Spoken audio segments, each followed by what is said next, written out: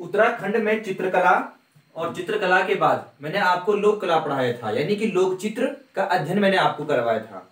इसके बाद मैं आपको पढ़ा रहा हूं संगीत कला, यानी कि लोकगीत। कौन कौन से लोकगीत है? जैसे कि धार्मिक लोकगीत। ये धार्मिक लोकगीत के प्रकार हैं जहां से कि प्रश्न पूछे जाते हैं। इसके बाद है संस्कार गीत, और ये संस्कार गीत के प्रकार हैं। इसके बाद ऋतु गीत, और इसके बाद नृत्य गीत। ठीक है, तो सबसे पहले हम देखेंगे धार्मिक लोकगीत, जो धार्मिक आस्थाओं के लिए जिनमें देवी देवताओं की संस्तुति की जाती है, उसे क्या कहते हैं? धार्मिक लोकगीत कहते हैं। जैसे कि जागर। जागर क्या है? एक पौराणिक कथा है। ठीक है, ये क्या है? धार्मिक लोकगीत है। इसके बाद रखवाली। रखवाली भी क्या है? धार्मिक लोकगीत है। इसके बाद भूतगान। ठीक है, और इसके बाद भैरव गान। ये क्या है? सब धार्मिक लोकगीत है। जागर एक पौराणिक कथा है, ये रखवाली है, भूतगान और भैरव गान। ठीक है ना। इसके बाद है संस्कार गीत, जैसे कि जन्म गीत।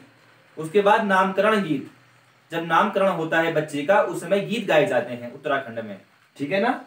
तो जन्म गीत है, उसके बाद नामकरण गीत, उसके बाद चूड़ाकरम गीत, उसके बाद जनेऊ यानी कि यज्ञोपवीत गीत गाया जाता है।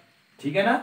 उसके बाद मांगल गीत, यानी कि जब विवाह होता है तो मांगल गीत गाया जाता है। ये क्या है?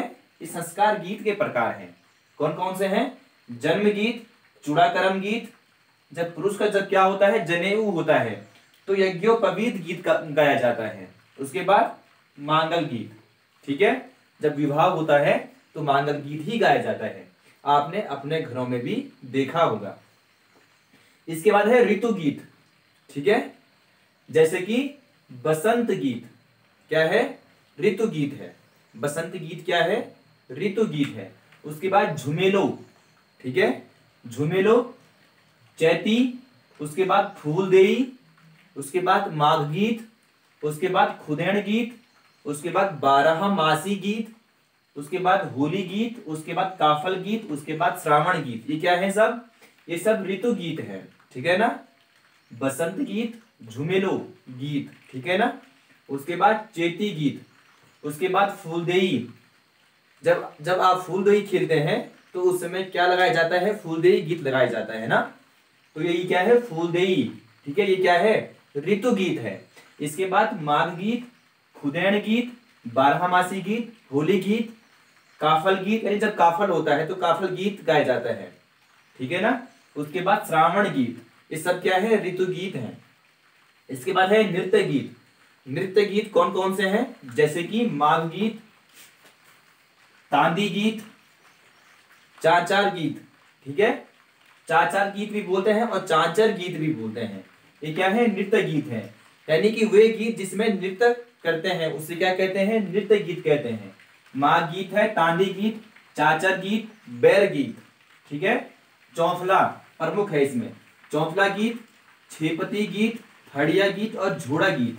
ठीक है, ये चार महत्वपूर्ण है जहां से कि प्रश्न पूछे जाते हैं कि चौफला गीत क्या है? ये नृत्य गीत है। इसके बाद छुपती गीत, ये क्या है?